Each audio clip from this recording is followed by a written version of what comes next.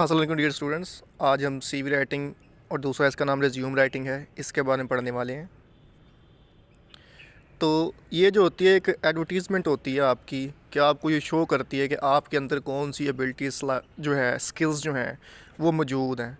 दूसरे लफ्ज़ों में आप कह सकते हैं ये स्नैपशॉट होती है कि आप क्या हैं और आपके पर्सनल, प्रोफेशनल, एजुकेशन और वर्क क्वालिफ़िकेशंस क्या हैं। उसका जो बायोडाटा होता है वो हम सीवी में ऐड करते होते हैं इंटरव्यू के लिए अप्लाई करने के लिए। हमें इसकी ज़रूरत क्यों है?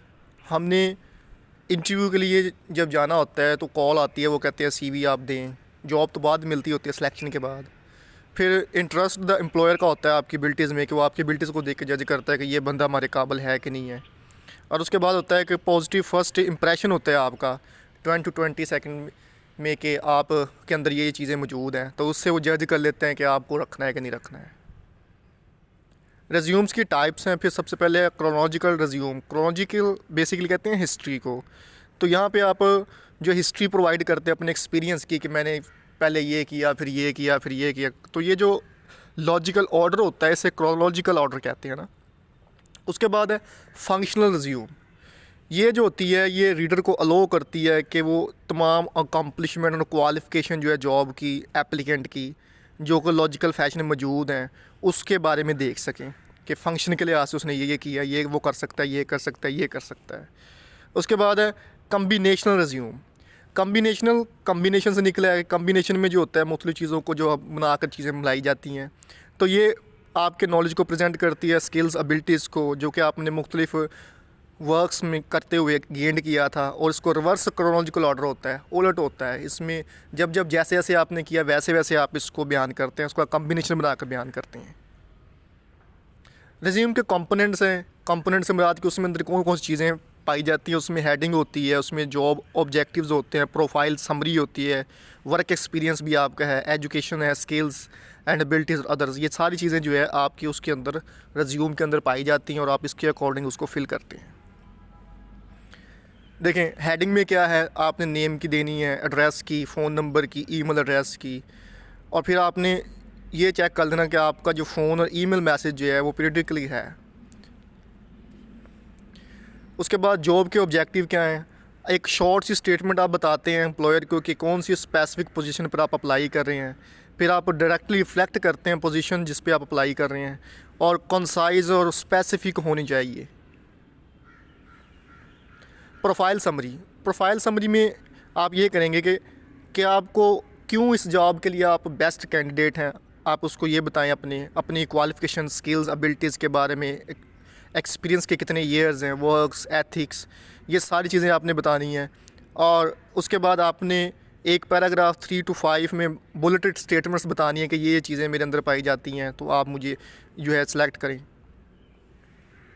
उसके बाद एजुकेशन जो होती है रिवर्स क्रोनोलॉजिकल ऑर्डर में होती है, कि ये सबसे पहले आपने जो किया उसके बाद किया, फिर किया, फिर किया नहीं।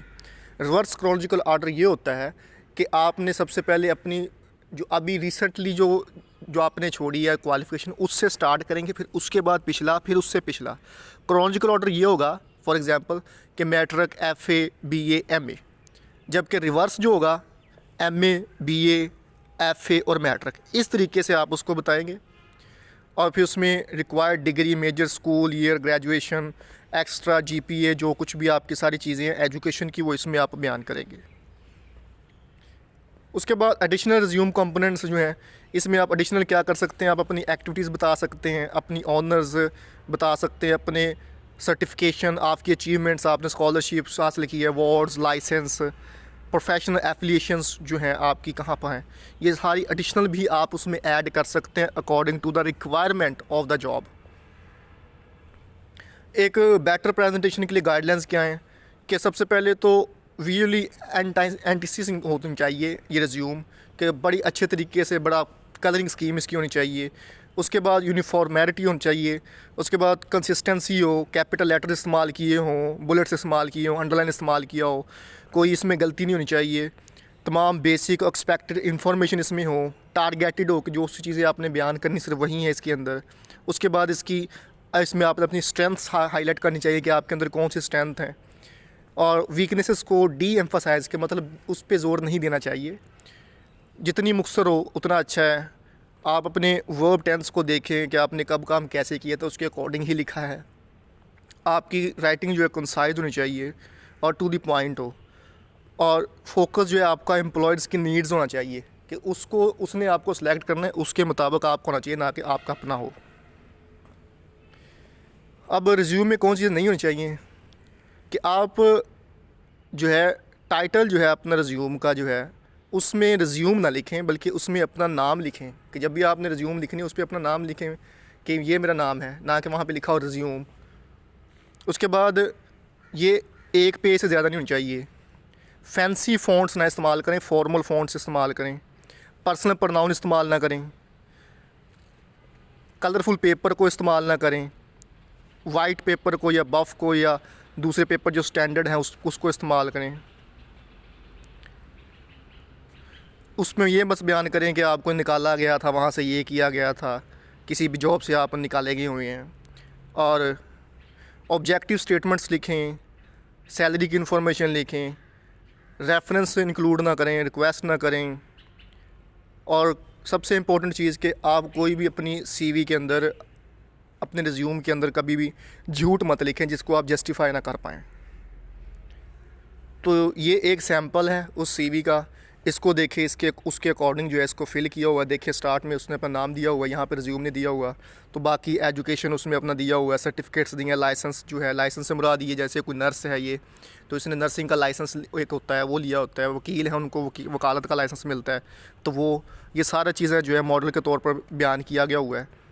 तो यहाँ तक कि हमारा लेसन था, आज का लेक्चर भी था। तो अगर कोई सवाल हो तो आप मुझसे पूछ सकते हैं। Thank you so much.